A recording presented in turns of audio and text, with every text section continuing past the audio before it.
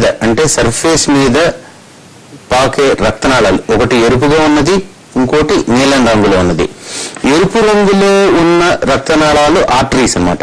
ఏదైతే గుండెకి వివిధ భాగాలకి రక్త సరఫరా చేసే రక్తనాళాలు ఆర్టరీస్ అంటాము, తెలుగులో అయితే ధమనులు అంటాము. అవి గుండె ఉపరితలం మీద నడిచి గుండెకి వివిధ ప్రాంతాలకు సరఫరా చేస్తుంది, రక్త ప్రసరణ చేస్తాయి. అదే గుండెని కనుక మనం ఒక లోపల భాగంలో చూస్తే కనుక ఇందాక మనం చూసింది గుండె ఉపరితలం మీద వెళ్ళేవి. గుండె లోపల కనుక మనం కట్ చేసి కనుక చూడగలిగితే ఇది గుండెకి సంబంధించిన కండరం, ఏదైతే హార్ట్ మజిల్ అన్నమాట. ఇదేమో గుండెకి సంబంధించిన వాల్వ్స్ అంటే గుండె యొక్క కవాటాలు. దీన్ని ఇంగ్లీష్ లో వాల్వ్స్ అంటాము. దీన్ని ఏదైతే ఉపరితలం మీద నడుస్తున్నాయో వీటిని మనం రక్తనాళాలు ఆర్ వెజల్స్ అంటాం. సో రక్తనాళాల్లో ఏదన్నా అడ్డంకులు ఏర్పడినప్పుడు మనము చేసేది స్టెంట్ ఏదైతే పెడతామో ఇది ఉపరితలం మీద నడిచే రక్తనాళాల్లో పెడతాం. ఏదైతే వాల్వ్ కనుక దెబ్బతిని ఉంటుందో సర్వసాధారణంగా వాల్వ్ రీప్లేస్మెంట్ అనేది చేస్తాం. అది అప్పుడు కేవలం ఈ వాల్వ్ మాత్రమే తీసేస్తాం. ఇందులో ఎడం పక్క వాల్వ్ ఉంటుంది, కుడి పక్క వాల్వ్ ఉంటుంది. ఇది కుడి పక్క వాల్వ్, ఇది ఎడం పక్క వాల్వ్. సో ఒక్కొక్కదానికి మెడికల్ భాషలో పేర్లు ఉన్నాయి. ఇవి గుండెకి సంక్షిప్తంగా వివిధ అవయవాలు, వాటి యొక్క రక్త ప్రసరణ. అంటే వాల్వ్స్ కి సంబంధించిన ఎలాంటి ట్రీట్మెంట్ జరిగినా సర్జరీ అవ్వచ్చు. ఈ రక్తనాళాల్లో స్టెంట్స్ పెట్టడం ఇలాంటి ప్రొసీజర్స్ పైన జరగవచ్చు. రక్తనాళాల్లో స్టెంట్స్ అవ్వచ్చు, లేదంటే బైపాస్ ఆపరేషన్ కావచ్చు. ఓకే, ఒక కాల్ ఇద్దామండి. రాజారెడ్డి గారు నమస్తే మేడం. నమస్తే, చెప్పండి రాజారెడ్డి గారు. నమస్కారం రాజారెడ్డి గారు. సార్ నాకు 2007 లో నాకు స్ట్రోక్ వచ్చింది సార్. అప్పుడు మెడిసిన్ హాస్పిటల్ నాకు స్టంట్ చేశాను సార్. మళ్ళా 6 months కి మళ్ళీ ప్లాస్టిక్ యాంజియోప్లాస్టీ చేశాను సార్. ఓకే. మళ్ళా 2009 లో మళ్ళా స్ట్రోక్ వచ్చింది సార్. అప్పుడు మళ్ళా యశ్వర్ హాస్పిటల్ పోయినా సార్ నేను. అప్పుడు మళ్ళా స్టంట్ చేశాను సార్. ఇప్పుడు మళ్ళా 1 month నాకు చెకప్ అని నేను అప్పుడు హాస్పిటల్ పోయినా సార్. అప్పుడు హాస్పిటల్ పోయి యాంజియోగ్రామ్ తీసుకుంటే 2 months బ్యాక్ బైపాస్ చేయాలని చెప్పారు సార్. బైపాస్ చేశారు సార్ నాకు. ఆ రోజే నాకు నేను సాయంకాలం 5 రూపాయలు ఆపరేషన్ చేసేస్తాను నాకు. మళ్ళా నైట్ మళ్ళా ఏదో బ్లీడింగ్ ఏదో అవుతుందని చెప్పి నైట్ 2 గంటలకు మళ్ళా ఓపెన్ చేసేస్తారు హార్ట్ మొత్తం. మళ్ళా ఓపెన్ చేసి మళ్ళా ఫిక్స్ చేసేస్తారు నాకు. ఇప్పుడు మీ సమస్య ఏంటో చెప్పండి రాజారెడ్డి గారు. 2 times ఓపెన్ చేసి మళ్ళీ డల్గా ఉన్నాను సార్ నేను. ఆపరేషన్ చేసిన తర్వాత రాజారెడ్డి గారు గుండెకి సంబంధించిన 2 సార్లు మీకు బైపాస్ ఆపరేషన్ జరిగింది ఈ గత 8 సంవత్సరాల సమయంలో. కాబట్టి గుండెకి సంబంధించిన ఎప్పుడైనా హార్ట్ ని మనం ఓపెన్ చేసి ఆపరేషన్ చేసినప్పుడు కొంతకాలం పాటు, సాధారణంగా 2 నుంచి 3 నెలల పాటు కొద్దిగా నీరసంగా ఉండటము, కొద్దిగా డల్ గా ఉండటము సహజమే. దీని గురించి మీరు ఆదుర్ద పడుకోండి. మీకు నేను కంగ్రాచులేషన్ చెప్పాలి. 2 సార్లు బైపాస్ సర్జరీ మీరు విజయవంతంగా చేయించుకున్నారు, 2 సార్లు స్టెంటింగ్ ఆపరేషన్ చేయించుకున్నారు. మీరు గ్రహించాల్సింది ఏంటంటే ఈ రోజుల్లో, ఇదివరకు రోజుల్లో లాగా గుండె జబ్బు అంటే భయపడాల్సిన అవసరం లేదు. 2 బైపాస్లు 2 స్టెంటింగ్ అయినా కూడా మీరు శుభ్రంగా ఉండగలుగుతున్నారు. దానికి మీరు you should be happy. And దీనికి మీరు తగు జాగ్రత్తలు తీసుకుంటే మీరు హ్యాపీగా చాలా రోజులు బతకగలుగుతారు. రత్నకుమారి గారు కాల్. రత్నకుమారి గారు. హలో, చెప్పండి. రత్నకుమారి గారు మీకోసం అడగండి. డాక్టర్ గారు నమస్తే అండి. నమస్కారం అమ్మా. నేను హ్యాండిక్యాప్ అండి, 63 ఏళ్ళు నాకు. వీల్ చైర్ లోనే తిరుగుతుంటాను, వాకింగ్ లేదు. ఇది హార్ట్ కొంచెం కొలెస్ట్రాల్ ఎక్కువగా ఉందన్నారు. దానికేమో టాబ్లెట్లు వాడాను, ఇప్పుడు మళ్ళీ మానేస్తాను. గుండెల్లో నొప్పి, వెనకాల వెన్నులో నొప్పి అట్లా వస్తున్నదండి. దానికి ఎట్లా నేను ఎక్కువ నడవను కదా, దాని వల్లనా ఏంటి అసలు? సాధారణంగా ఏమవుతుందంటే అండి, మీరు పూర్తిగా ఫిజికల్ యాక్టివిటీ అంటే నడక కానీ ఏదన్నా చిన్నిపాటి వ్యాయామం కూడా మీకు లేదనుకోండి, అటువంటి సందర్భాల్లో కొద్దిగా వెన్ను నొప్పి రావటము, అలసట రావటం, ఆయాసం రావటం సహజం. సాధారణంగా మనం అనుకుంటాం వ్యాయామం చేస్తే అలసట వస్తుంది, కానీ కాదు. వ్యాయామం చేస్తే శక్తి వస్తుంది, వ్యాయామం చేయకపోతే అలసట వస్తుంది.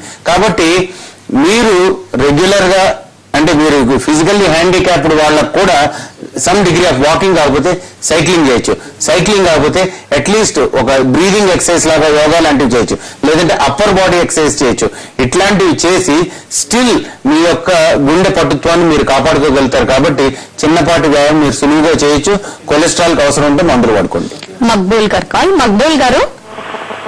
మేడం డాక్టర్ గారు కనెక్ట్ అయ్యారు మేడం. నమస్కారం మహబూబ్ గారు, చెప్పండి. సార్ మా సిస్టర్ కి టెకికార్డియా అని ప్రాబ్లం చెప్పారు సార్. ఇప్పుడు ఆ అమ్మాయి ప్రెగ్నెంట్ 6 months జరుగుతుంది సార్, 6వ నెల. అంటే ఆ అమ్మాయి ఇప్పుడు కొంచెం టెన్షన్ పడుతుంది, ఈ టెకికార్డియా వలన ఏదన్నా ప్రాబ్లం అయితేమో అని. ఓకే మక్బూల్ గారు, టెకికార్డియా అంటే గుండె వేగం ఎక్కువగా ఉండటం. సాధారణంగా గుండె 60 నుంచి 100 సార్లు కొట్టింది ప్రతి నిమిషానికి. 100 కంటే ఎక్కువ ఉంటే దాన్ని టెకికార్డియా అంటాం. కానీ మీ సిస్టర్ కి ప్రెగ్నెన్సీలో కనుక గుండె వేగం పెరగడం అనేది సర్వసాధారణం. అది నెలలా పెరుగుతూ పోతుంది. వన్స్ డెలివరీ అయిపోయిన తర్వాత ఈ గుండె వేగం అనేది నెక్స్ట్ 2 నుంచి 4 వారాల లోపల నార్మలైజ్ అవుతుంది. కాబట్టి దాని గురించి మీరు పెద్దగా ఆదుర్దా పడాల్సిన అవసరం లేదు. ఒక్కొక్కసారి గుండె వేగం 180, 200 కంటే ఎక్కువ ఉంటుంది ప్రతి నిమిషానికి. అప్పుడు సూప్రావెంట్రిక్యులర్ టెకికార్డియా అంటాము. అటువంటి పరిస్థితుల్లో గుండెకి ఒక చిన్నపాటి ట్రీట్మెంట్ చేయించుకున్నా, కొన్ని రకాల మందులు వేసుకున్నా సరిపోతుంది. కానీ ఇప్పుడు ఆవిడ ప్రెగ్నెంట్ కాబట్టి నా ఉద్దేశము గుండె వేగము ఒక 110-115 దాకా ఉన్నా కూడా పెద్ద ఆదుర్దా పడకండి. మీ డాక్టర్ గారిని ఎవరైనా కన్సల్ట్ చేస్తే మందులు ఇస్తారు, కంట్రోల్ అయిపోతుంది. అదేమి ప్రమాదానికి దారి తీయకపోవచ్చు. ఒక షార్ట్ బ్రేక్ తీసుకుందామండి. బ్రేక్ తర్వాత cardiac arrest, heart failure, heart attack కి మధ్యలో వీటి మధ్యలో వ్యత్యాసం ఏంటి, హార్ట్ ఫెయిల్యూర్ కి రీజన్స్ ఏంటి డిస్కస్ చేద్దాం. ఇప్పుడు హలో డాక్టర్ లో షార్ట్ బ్రేక్.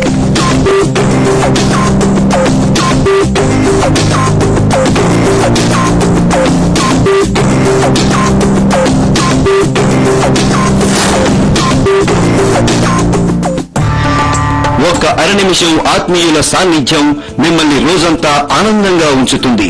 ఒక్క అర నిమిషం విన్న మీకిష్టమైన పాట మీలో వారమంతటి స్ఫూర్తిని నింపుతుంది. ఒక్క అర నిమిషం క్రికెట్ మైదానంలో మీకిష్టమైన జట్టుని ఛాంపియన్ని చేయగలదు. ఒక్క అర నిమిషం భోజనానికి ముందు సబ్బుతో చేతులు శుభ్రం చేసుకుంటే అది మీ ఇంకా మీ ఆత్మీయుల జీవితాలను కాపాడగలదు. ఎందుకంటే సబ్బుతో చేతులు శుభ్రం చేసుకుంటే రోగాల నుంచి రక్షణ లభిస్తుంది. మనమందరం కలిసి రోగాలను జయించవచ్చు. ఇది మన చేతుల్లోనే ఉంది. స్వచ్ఛ భారత్ మిషన్, ఒక్క అడుగు పరిశుభ్రత వైపు.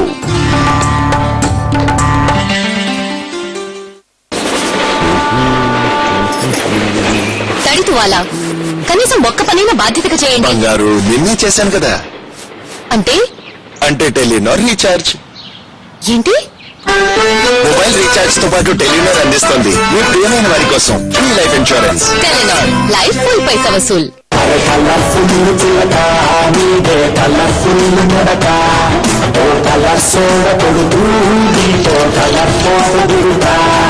పది మందిని ట్యాగ్ చేసి 100 మందితో షేర్ చేయడానికి ఫేస్బుక్ లో పోస్ట్ కార్డు అవ్వండి.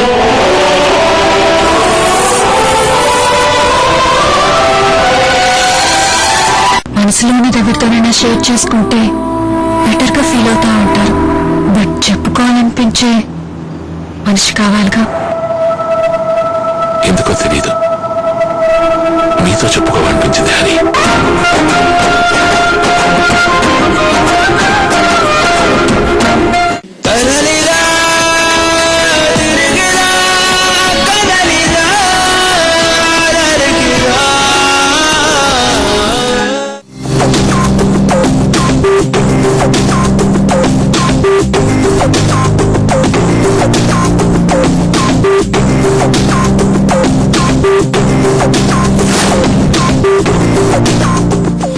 Welcome back to hello doctor. Prime hospitals senior cardiologist doctor C Raghu గారితో హార్ట్ ఫెయిల్యూర్, గుండె వైఫల్యానికి కారణాలు, పరిష్కార మార్గాలు, వివరాలు తెలుసుకుంటున్నాం. హార్ట్ ఫెయిల్యూర్ గురించి క్లియర్ గా డిస్కస్ చేసే ముందు cardiac arrest, heart failure, heart attack ఈ మూడింటికి కూడా కన్ఫ్యూజ్ అవుతుంటారండి. వీటిలో తేడాలు ఏంటి? చాలా ఇంపార్టెంట్ ప్రశ్న అండి. హార్ట్ కార్డియాక్ అరెస్ట్ అంటే, అరెస్ట్ అంటే ఆగిపోవటం, కార్డియాక్ అంటే గుండె. గుండె ఆగిపోతుంది అనుకోండి, అంటే గుండె అచేతనంగా అయిపోయినట్టు, అంటే గుండె కదలకుండా ప్రతి నిమిషం కొట్టుకోవాల్సిన గుండె ఆగిపోయింది అనుకోండి, అప్పుడు కార్డియాక్ అరెస్ట్ అంటాం. కార్డియాక్ అరెస్ట్ అనేది ఒక మనిషి ప్రాణం పోయే ముందు జరిగే ఒక ఇదనమాట. కొన్నిసార్లు అదృష్టవంతులు ఏంటంటే మన ఎక్స్టర్నల్ మసాజ్ కానివ్వండి, లేదంటే హాస్పిటల్లో ఉంటే ఈ డీసీ షాక్ అని షాక్ ఇస్తాను చూడండి, వాటి ద్వారా రికవర్ అయ్యేందుకు అవకాశం ఉంటుంది సుమారుగా 30-40% మందిలో. అది కార్డియాక్ అరెస్ట్ అంటే హార్ట్ ఆగిపోయింది. హార్ట్ ఫెయిల్యూర్ అంటే ఏంటంటే గుండె యొక్క పంపింగ్ తగ్గిపోవటం. అంటే ఈ గుండె కండరం ఏదైతే ఉన్నదో, గుండె ఉపరితలం మీద ఉండే గుండె మొత్తం కండరం ఉన్నదో, ఈ కండరము వీక్ అయిపోతుంది అనుకోండి, హార్ట్ ఎన్లార్జ్మెంట్ అని కానివ్వండి, హార్ట్ ఫెయిల్యూర్ అని కానీ మనం అంటాం. ఓకే. మూడోది వచ్చేప్పటికి ఏమవుతుందంటే హార్ట్ అరెస్ట్ అన్నమాట, హార్ట్ అటాక్. హార్ట్ అటాక్ వచ్చేప్పటికి ఏమవుతుందంటే ఏదైతే గుండె కండరం ఉన్నదో ఆ కండరము దెబ్బతిని, ఇప్పుడు చూసారు ఈ కలర్ కి తేడా ఉంది, అట్లా ఆ హార్ట్ కండరం దెబ్బతినిపోయి ఒక్కొక్కసారి ఈ కండరం లోపల రక్తం కూడా గడ్డగట్టవచ్చు. దాన్ని వెంట్రిక్యులర్ క్లాట్ అంటాం. సో గుండె కండరానికి రక్త సరఫరా ఆగిపోయి గుండె కండరం దెబ్బతిన్నప్పుడు హార్ట్ అటాక్ అని, గుండె పూర్తిగా ఆగిపోతే కార్డియాక్ అరెస్ట్ అని, హార్ట్ మజిల్ కనుక వీక్ అయిపోతే దాన్ని హార్ట్ ఫెయిల్యూర్ అని అంటాం. హార్ట్ ఫెయిల్యూర్ అంటే పూర్తిగా హార్ట్ ఫెయిల్ అయినట్టు కాదు, హార్ట్ దాని యొక్క పనితీరు తగ్గినప్పుడు దాన్ని హార్ట్ ఫెయిల్యూర్ అని అంటాం. హార్ట్ ఫెయిల్యూర్ అనేది స్లోగా ప్రోగ్రెస్ అవుతూ ఉంటుంది. ఇప్పుడు స్లోగా ప్రోగ్రెస్ అవుతుంది. కొన్ని సార్లు వేగంగా కూడా సడన్ గా కూడా రావచ్చు. ఒక వ్యక్తి సడన్ గా మ్యాసివ్ హార్ట్ అటాక్ వచ్చింది అనుకోండి, అప్పుడు హార్ట్ పంపింగ్ ఒకేసారి తగ్గిపోవచ్చు. ఒక్కొక్కసారి ఊపిరితిత్తుల్లో రక్తం గడ్డలు కట్టిపోతాయి, పల్మనరీ ఎంబాలిజం అంటాం. అటువంటి టైంలో కూడా ఏమవుతుందంటే హార్ట్ మీద లోడ్ ఎక్కువైపోయి హార్ట్ పంపింగ్ తగ్గిపోతుంది. అందుకని గుండె కుడిపక్క కానివ్వండి, ఎడం పక్క కానివ్వండి సడన్ గా కూడా రావచ్చు, స్లోగా కూడా రావచ్చు. స్లోగా వచ్చేది ఏంటంటే మనం వివిధ వ్యాధుల పరిస్థితుల్లో కానీ పెద్ద వయసులో కానీ చూస్తాము. సడన్ గా వచ్చేది హార్ట్ అటాక్ లో చూస్తాం. ఓకే. స్లోగా అంటే ఏ రీజన్స్ తో గుండె వైఫల్యం చెందుతుంది అంటారు? స్లోగా వచ్చే హార్ట్ అటాక్, హార్ట్ ఫెయిల్యూర్ ప్రధానంగా మనం బీపీ ఉండే వాళ్ళలో చూస్తాం. మన భారతదేశంలో రెండో కారణం ఏంటంటే సాధారణంగా షుగర్ ఉండే వాళ్ళలో చూస్తాం. మూడోది వయసు పెరిగే కొద్దీ గుండె పంపింగ్ క్రమేణా తగ్గిపోతుంది. అంటే ఒక మనిషి 70 సంవత్సరాలు పెరిగే కొద్దీ ఏమవుతుందంటే హార్ట్ పంపింగ్ చూస్తే కనుక ఇట్లా సంకోచం ఉంటుంది, వ్యాకోచం ఉంటుంది. అంటే కంట్రాక్షన్ ఉంటుంది, ఎక్స్పాన్షన్ ఉంటుంది. ఎప్పుడైతే ఎక్స్పాన్షన్ లో ప్రాబ్లం ఉన్నా కూడా హార్ట్ ఫెయిల్యూర్ ఉండొచ్చు. హార్ట్ పంపింగ్ ఫెయిల్యూరే కాదు, ఎక్స్పాన్షన్ ఫెయిల్యూర్ ఉన్నా కూడా హార్ట్ ఫెయిల్యూర్ రావచ్చు. అది పెద్ద వయసులో చూస్తాం. ఈ రెండు ఇప్పుడు రెండోది అంటే షుగర్ వల్ల పెద్ద వయసులో వచ్చే హార్ట్ ఫెయిల్యూర్స్ ఇప్పుడు సాధారణంగా చూస్తున్నాం. ఎందుకంటే మనిషి యొక్క ఆయు ప్రమాణం పెరగటం మూలన 70 ఏళ్ళు 75 ఏళ్ల దాకా ఉండే వాళ్ళలో గుండె పంపింగ్ క్రమేణా తగ్గుతుంది. పంపింగ్ కాకుండా వ్యాకోచ శక్తి తగ్గుతుంది. ఇవి కాకుండా హార్ట్ అటాక్ ఇందాక చెప్పుకున్నవి, ఒక్కొక్కసారి గుండె వేగంగా కొట్టుకుని ఇందాక మగ్గులు చెప్పిన టాకీకార్డియా వచ్చినప్పుడు కూడా ఉండొచ్చు. ఇంకా ముఖ్యమైనది గుండెలో వాల్వ్లు దెబ్బతిన్నా కూడా హార్ట్ పంపింగ్ తగ్గొచ్చు. కాబట్టి గుండెకి సంబంధించిన వివిధ జబ్బులు కూడా క్రమేణా హార్ట్ పంపింగ్ ని దెబ్బతీసి హార్ట్ ఫెయిల్యూర్ కి కారణమవుతుంది. హార్ట్ పంపింగ్ ఎజెక్షన్ ఫ్రాక్షన్ అనేది ఎంత ఉంటే మంచిది, ఎంతకంటే తక్కువ అయితే సింప్టమ్స్ కనిపించడం మొదలు పెడతాయి అంటారు? ముఖ్యంగా హార్ట్ ఫెయిల్యూర్ అనే దానికి ఇంజెక్షన్ ఫ్రాక్షన్ తో మనం ముడిపెడుతూ ఉంటాం.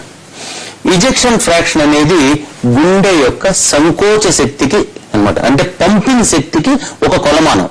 ఎప్పుడైతే గుండె మంచి పంపింగ్ శక్తి ఉంటుందో రక్త ప్రసరణ శరీరం మొత్తానికి జరుగుతుంది.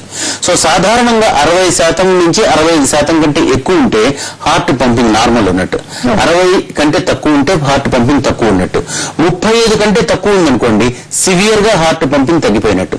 సో 35 నుంచి 50 దాకా మోడరేట్ అని, 50 నుంచి 60 దాకా మైల్డ్ అని, 60-65 కంటే ఎక్కువ ఉంటే సాధారణమైన గుండె పంపింగ్ శక్తి ఉన్నట్టు అంటాం.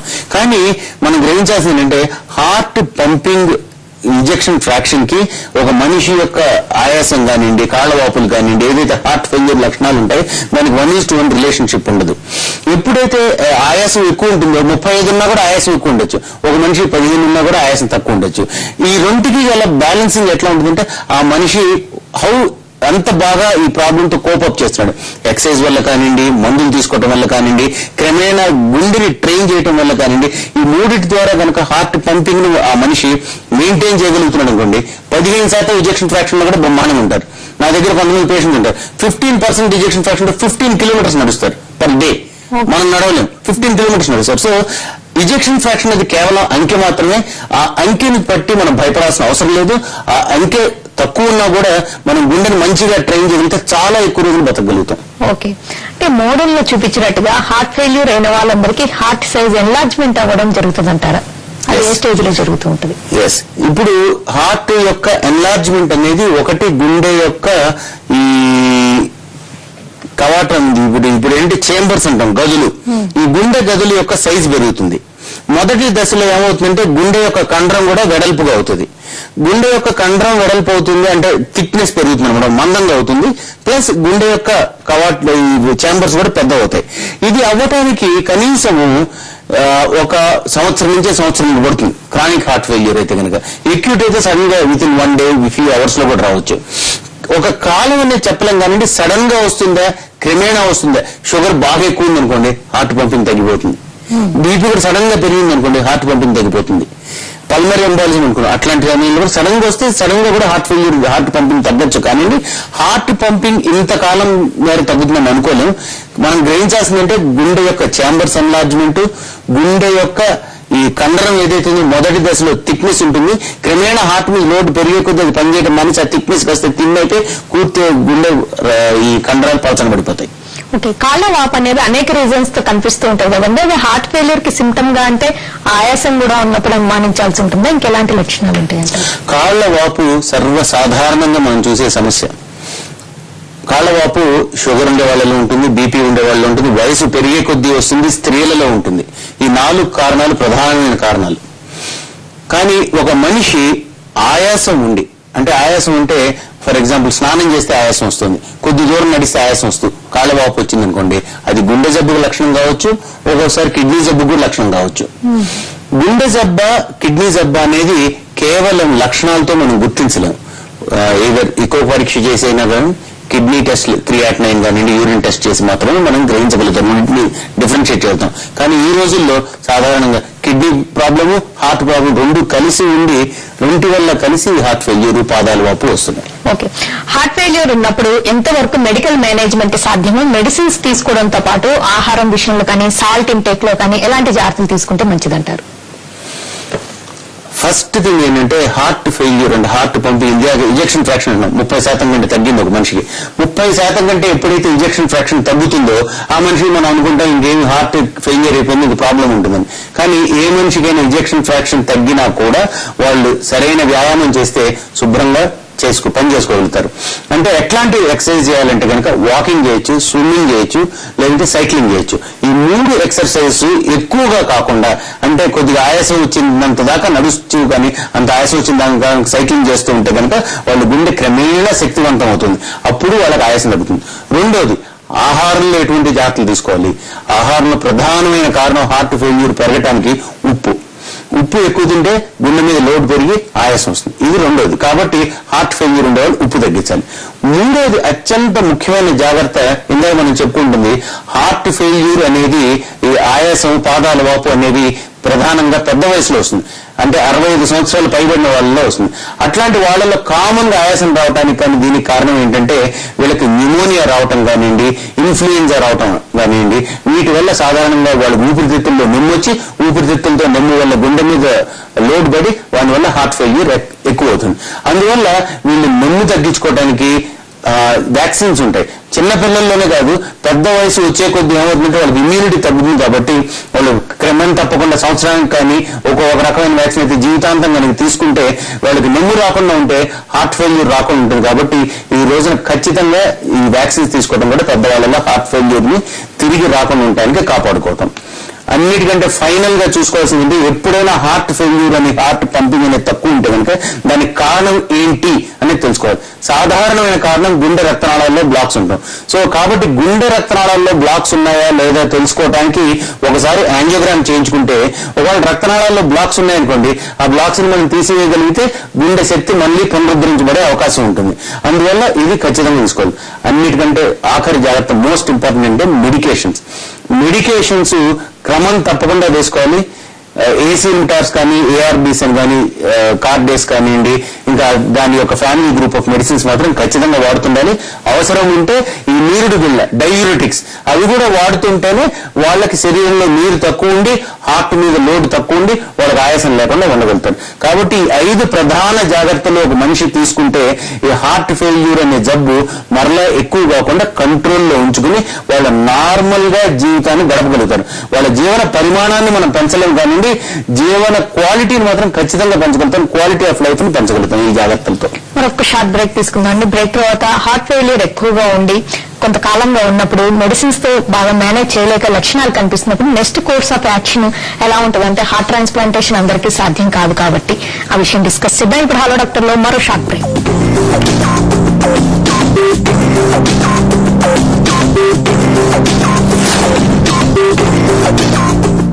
నెఫ్డిల్ ఆర్థోపెయిన్ ఆయిల్ అనేక ఔషధ గుణాలు కలిగిన వనమూలికలతో తయారు చేసిన నెఫ్డిల్ ఆర్థోపెయిన్ ఆయిల్ తో అన్ని రకాల దీర్ఘకాలిక కీళ్ల నొప్పులు మరియు కండరాల నొప్పులు మటుమాయం. మంచి సినిమా, ఒక మొగుడు ఇద్దరు పిల్లల కథ. నేను ఇక్కడ మాట్లాడుతూ ఉంటే మీరు అటు ఇటు చూస్తున్నారేంటండి? ఇద్దరు రెండు ఫ్యామిలీస్. అసలు ఎవడో తెలుసా? ఎవడో ఇక్కడ భక్తోత్సవం నాయుడు. ఆయన మిస్టర్ భక్తోత్సవం నాయుడు. అడ్డంగా వస్తా, అడ్డుదిడ్డంగా వస్తా, అడ్డడ్డుగా వస్తా, పై నుంచి వస్తా, కింద నుంచి వస్తా, సందులో నుంచి వస్తా. నాకు టీ సపర్ రీట్. आप क्या बोला, मैं क्या सुना? और एक बार बोलो.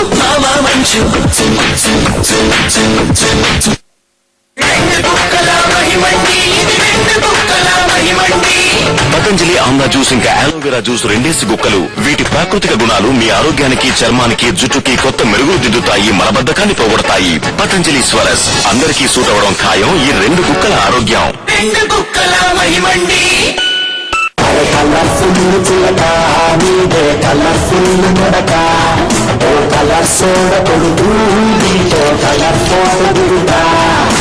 మనం పెరిగే కొద్దీ మన చుట్టూ ఉన్న మనుషులు మారచ్చు, పరిస్థితులు మారచ్చు, ప్రపంచం మారచ్చు, కానీ ఒక్కటి మాత్రం ఎప్పటికీ మారచ్చు. నేను చూసిన ప్రతిసారి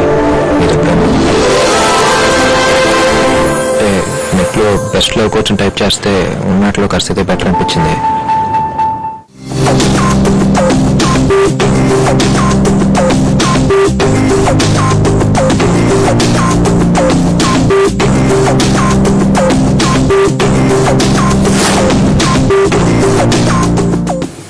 welcome back to hello doctor. Prime hospital senior cardiologist doctor C Raghu గారితో గుండె వైఫల్యం, హార్ట్ ఫెయిల్యూర్ కి కారణాలు, పరిష్కార మార్గాల్లో హార్ట్ ట్రాన్స్ప్లాంటేషన్ ఇప్పుడు అసలు వివరాలను తెలుసుకుంటున్నాం. ఓకే అండి, అంటే మెడికల్ మేనేజ్మెంట్ సాధ్యం కావట్లేదు, అప్పుడు నెక్స్ట్ ఏంటి, ఎలాంటి ట్రీట్మెంట్ ఉంటుందంట?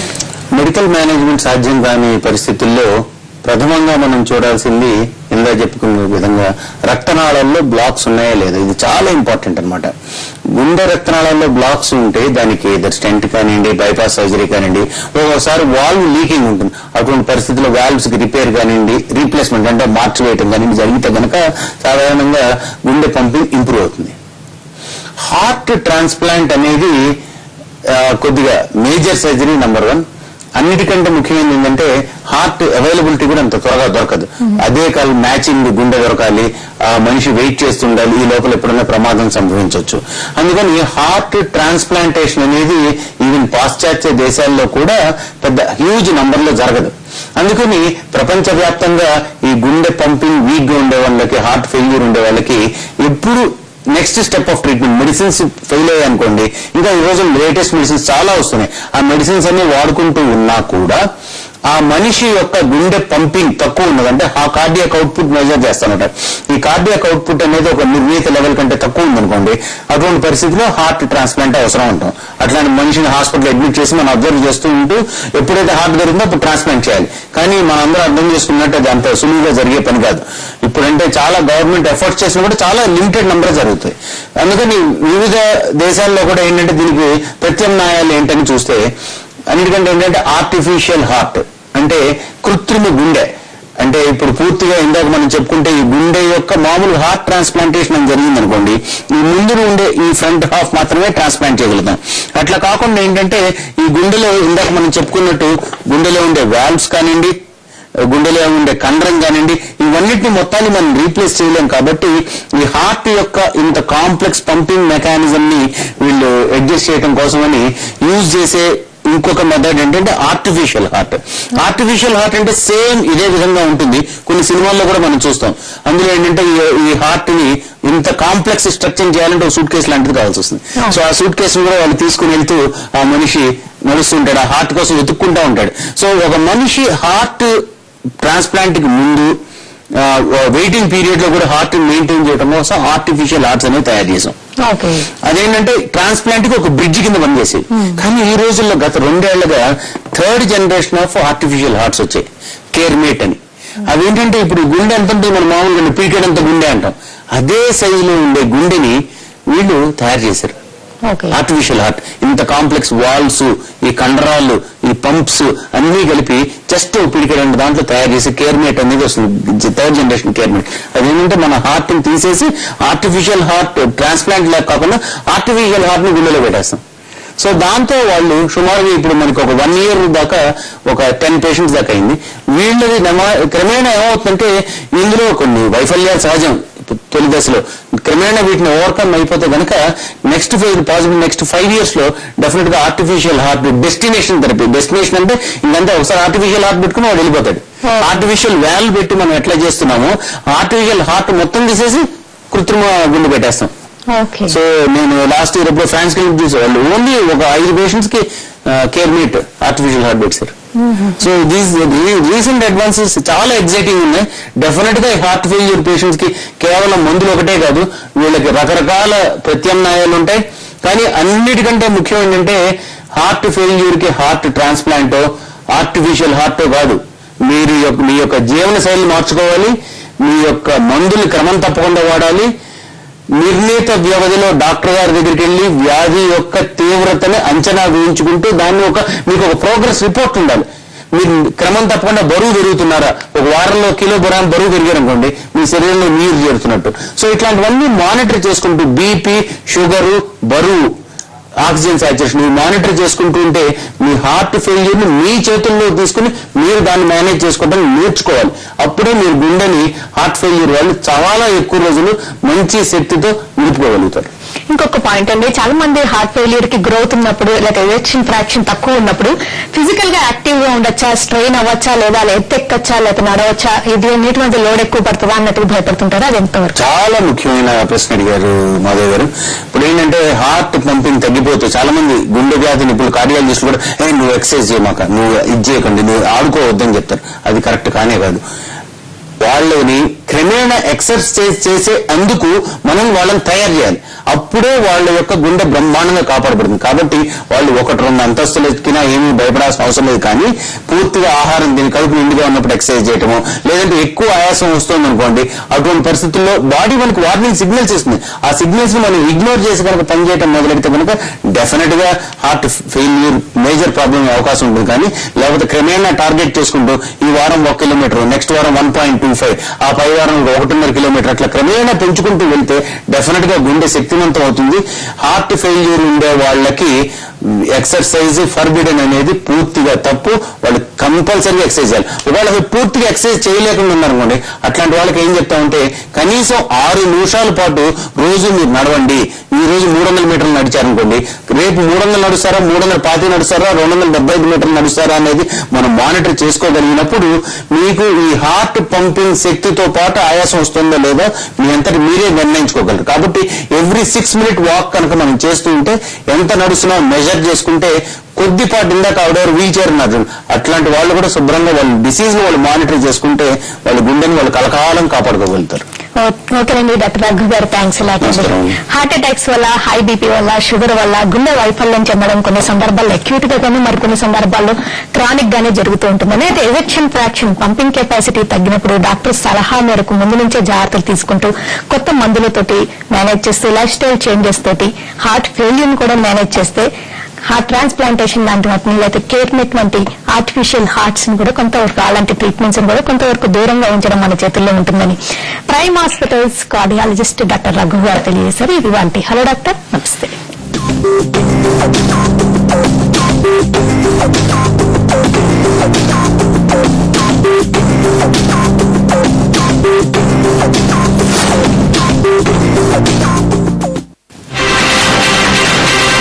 పంజాబ్ పఠాన్కోట్ లో కొనసాగుతున్న ఉద్రిక్తత, నిన్న గాయపడ్డ మరొక 3 సైనికులు మృతి. ఢిల్లీలో ఉగ్రవాదుల కలకలం, ఐబీ హెచ్చరికలతో అప్రమత్తమైన పోలీసులు.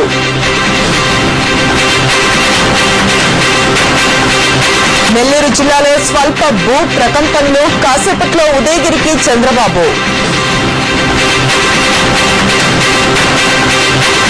ఛత్తీస్గఢ్ లో కిడ్నాప్ అయిన విద్యార్థులు క్షేమం, సూక్మా పోలీసులు క్యాంపులకు చేరిన స్టూడెంట్స్. రేపటితో కొనసాగిస్తున్న భవానీ దీక్షను బెజవాడ ఇంద్రకీలాద్రికి పోటెత్తుతున్న భక్తులు.